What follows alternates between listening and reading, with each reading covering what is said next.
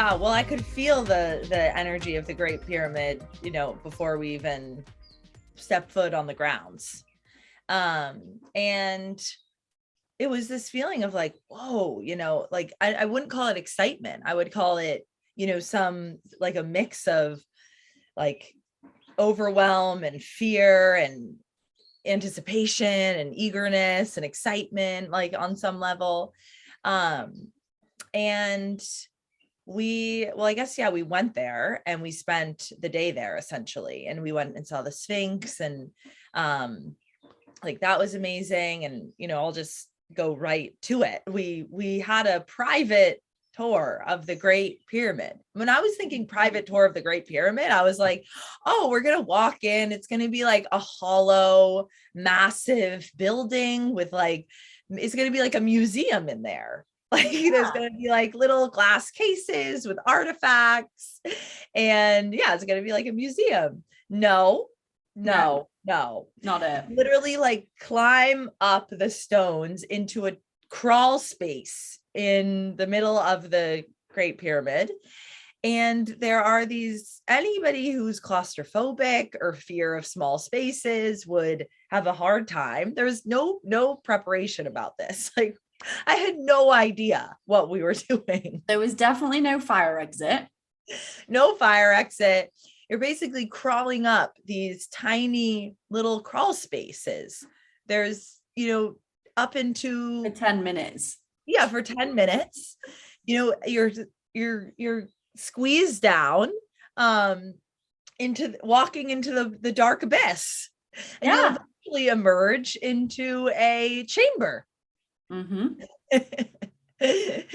And we visited, 2 chambers. A lot of the chambers, I think I heard, we can't go into because there's such inexplainable things in there, right? The things that the government can't explain or science can't explain, they block off. They don't want people going in there. And that's a big thing in a lot of these temples, like inexplainable magic. They don't want people to know or see. And so a lot of these things, like in the king's chamber, there was, would you call it a tomb? It's like a stone bed, essentially. But I don't granite bathtub. A granite bathtub, which they called the king's tomb, but I don't know if we ever confirmed this, but I don't think there's ever been any proof of mummification there or artifacts being found there of any form of, people being buried there. Anyway, we went into this first chamber and we basically dropped into this like sound chanting meditation, and it was going off in that one. I was getting downloads and seeing things, and I could really feel this like powerful energy of like, whoa, the veil between realms is so thin. And we're in it. We're here. We're in it. We are experiencing the veil right now. And also when we walked in, Amakezia was like, take off your shoes and your underwear. Get right up against the stone. Yeah. Great. So who got what we downloads in there? Queens. I think the one, I got lots, but the one that stood out to me is like, which was so random and vivid, but basically like the point between our spine and our brains is the point of consciousness. And like, we think it's a third eye, but like I was really being shown that it's this little zone, like where your spinal cord meets your brain, and to really like massage that area and give attention to that area, because that's really where we're being connected to the other realm. And I was like, okay, thank you for that one. Just like Avatar, we plug you in at night. Yep. Oh, that might be the back. I don't know. I can't remember. You, Kimmy? Queen's Chamber downloads? Oh, Queen's Chamber. Okay. I thought, oh, okay. Oh, this is the foreplay, my friends. This is the foreplay. For the King's Chamber. The Queen's Chamber. I just remember feeling quite unimpressed. I was like, if I was a queen back in the day, I'd be having something to say about this. No, not a sniff of gold or hieroglyphics. just bricks and concrete. And I was like, huh. But obviously that was me seeing with my eyes. And then when we were meditating and we had our yonis on the floor, yeah, just, you know, as you do. Ouch. Yeah, I think, yeah, for me, just this different connection to a different realm.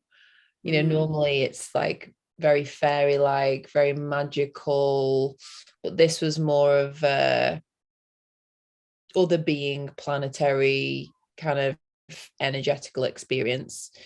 Felt very grounding, very supported, quite emotional at times. I think it definitely ignited like the inner feminine queen within me, and I got it. Like instead of just looking for all of this external elaborate detail, I was forced to go in and forced to really feel the queen within me instead of just always getting stimulated from outside. Yeah. Like the temple of self-pleasure ish, like, you know, creating it from within instead of it being from the outside in. That's a biggie. Julia's nips were getting hard at that, I think. 100%. Ooh, felt that everywhere. Wow. Love that. For me in the Queen's Chamber, it was very much like I dropped into one of probably like, actually, at the time I thought I'd had 2 meditations as deep as that and one of that. I actually remembered there was another one where like 3 really poignant meditations in my life. One was in India, one was straight after my first ayahuasca journey, and one was this in there. Like, and that's a lot of meditations over the years. And yeah, I was so dropped in. But the interesting thing is that, as we all have, I've been working closely with spirit for years and years and years, like especially since my dad died when I was 24, and spirit is just with me all the time. Like I don't even need to meditate to connect to spirit. I don't need to do anything to connect to spirit or get a download. Like I'm in it the whole time. And that for me is coming from spirit and angels and collective consciousness, and also my future self. So, you know, over the years, I did think it was from my dad, and then I thought it was from my spirit guide, and then I thought it was something else. And then I realized, oh, look, it's all one. So what was different in this was that the downloads that I was receiving weren't from that same space. They were still from source, but they were from very specifically from light beings. And this really taps in with what happened in ayahuasca when you drink the sacred plants in Peru or anywhere, like when we drank, Kimmy and I, in Peru a few months ago. I felt a very deep connection with the star beings and the like star constellations. And then at one point there was a whole thing where I went up this channel, and then this, I guess, like alien robot spaceship thing entered my body, and immediately I could speak a different language, which is light language. And actually it was 3 different languages.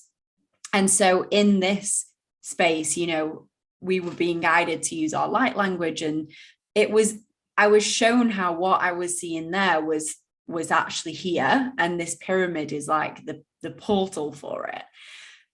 So that was really fascinating. And I spent a lot of time with my child, which I often do, my future child. I spent a lot of time being pregnant, which is very normal for me these days to be meditating, but feeling pregnant. And yeah, it was very feminine and very lovely and loving. And these light beings were telling me that this child like is here, is coming through, and yeah, all of this beautiful stuff.